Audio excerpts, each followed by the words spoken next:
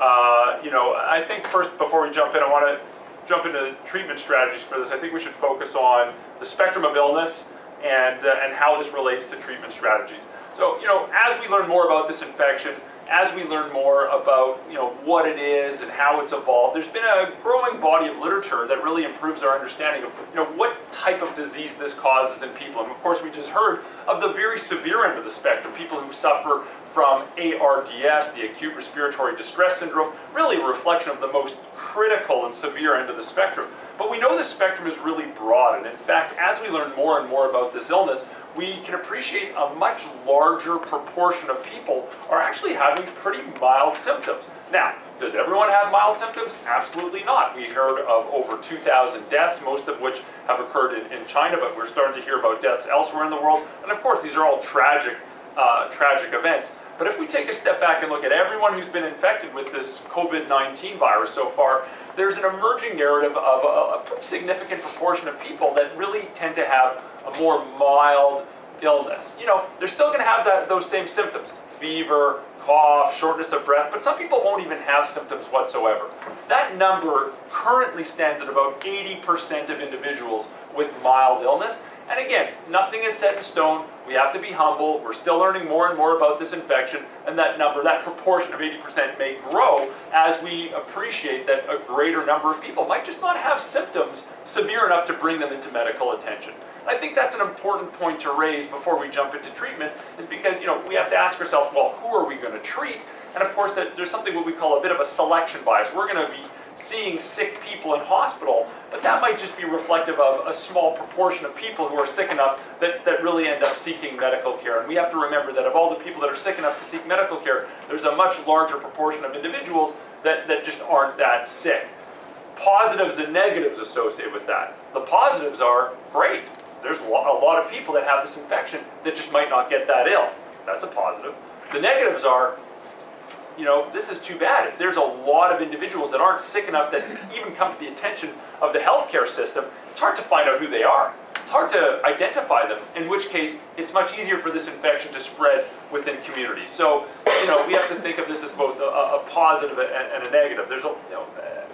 So when we're thinking about treatment, we really have to think about people who are presenting to medical care who are, at the more severe end of that spectrum. And I just want to point out again, I might sound like a broken record, but many, many people who have this infection will have a mild course of illness. We're not talking about those. We're talking about the smaller proportion of people that are sick enough to come to medical care. First of all, they need a diagnosis. And currently in Canada and elsewhere in the world, we're scaling up diagnostic support. What does that mean? That really means scaling up laboratory capacity to manage essentially an influx of cases. And we really are sitting on the edge of a pandemic right now. We're really sitting on the edge of a pandemic. You heard today, more and more countries are reporting cases. More cases are reporting in countries that we know already have cases. And this is where we're at. So it's a great opportunity for countries, including Canada and provincial health authorities, to really scale up and get ready, because we are going to see more imported cases in Canada, and eventually we may even start to see locally acquired cases in Canada. So part of treating people ensures that we really have to make a quality diagnosis. So the key point there is scaling up of laboratory capacity to manage these cases. And once people are diagnosed with this infection, what's been done? Well, we have to be rather thankful to our physician and healthcare and science colleagues in China, because they've pioneered the way. Certainly, we've heard of these stories emerging from hospitals in Wuhan and throughout Hubei province of the frontline healthcare providers, not just doctors, but nurses and other allied healthcare professionals who've rolled up their sleeves and done some of the very hard work of caring for a large burden of sick people with this infection. And you've got to imagine the enormous pressures that are on these individuals, given the volumes of patients. And of course, we're dealing with healthcare systems that are stretched to capacity. So, it's remarkable what they've done, and kudos to them. So some of the work that we can be thankful for is really they've really paved the way. Want me to look that up or not? And then really when we get down to specifics of, how do we best treat individuals with this, currently the most, the most accepted manner of treatment is in the absence of a specific drug that fights this virus, we basically treat people with what we call supportive care.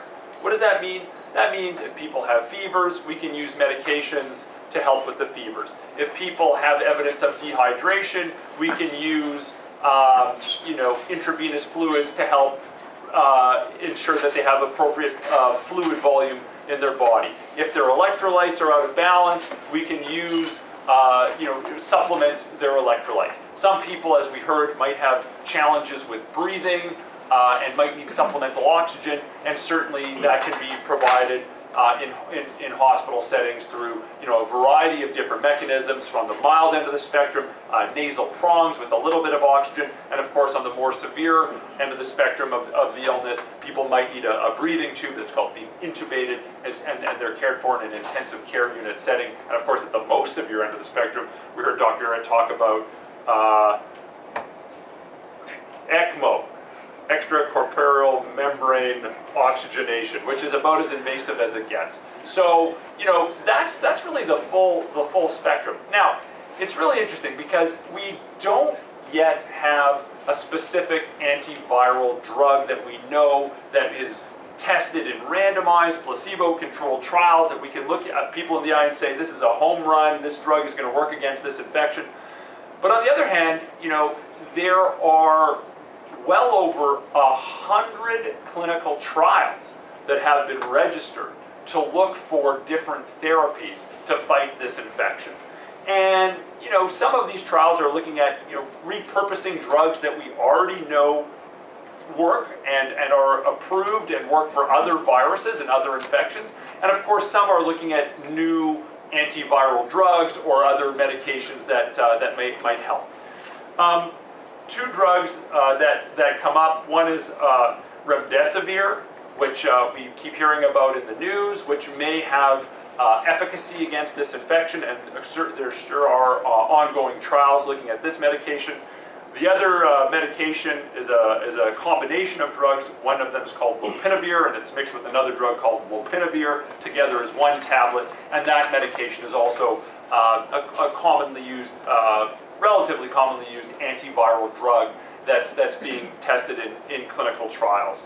And then there's some other medications that may have some effects on the virus as well through other mechanisms. We might have heard of a drug that many people might recognize called chloroquine.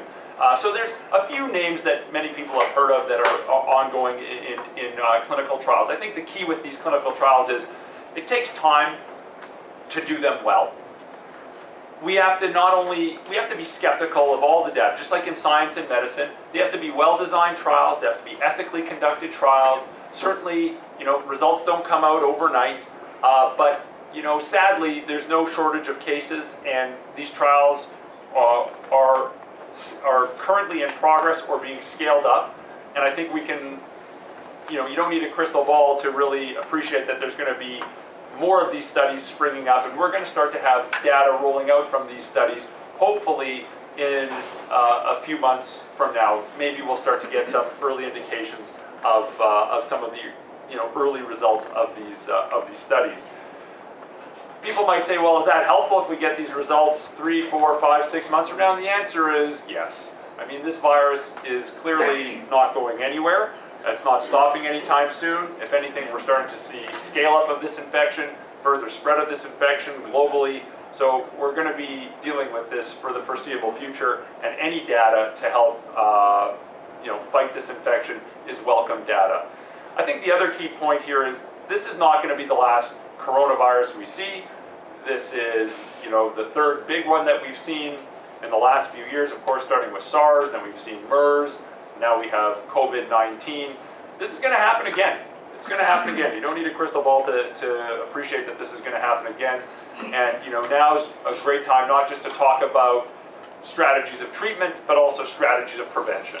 And currently there are tremendous efforts looking into vaccination development. And I think really there's several prongs to attack this front. One is, of course, looking at the clinical spectrum of illness and appreciating better ways to treat actively infected individuals.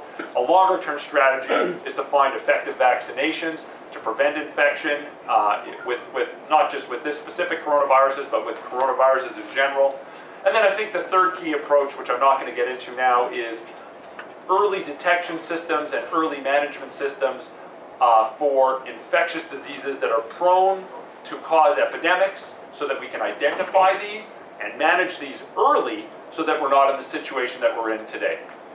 Apart from the human toll, which is terrible, there's also an enormous economic toll as well. This will be measured in the billions and billions of dollars, maybe more. There's also socio-political tolls that are paid. So I think in times of peace, not necessarily in times of war, but in times of peace, it's time to invest in early detection systems, early management systems, vaccination studies, so that we're in a situation like we are in now, we're much better prepared to deal with it. I'm going to stop there, and I'm happy to take questions afterwards. Thank you so much.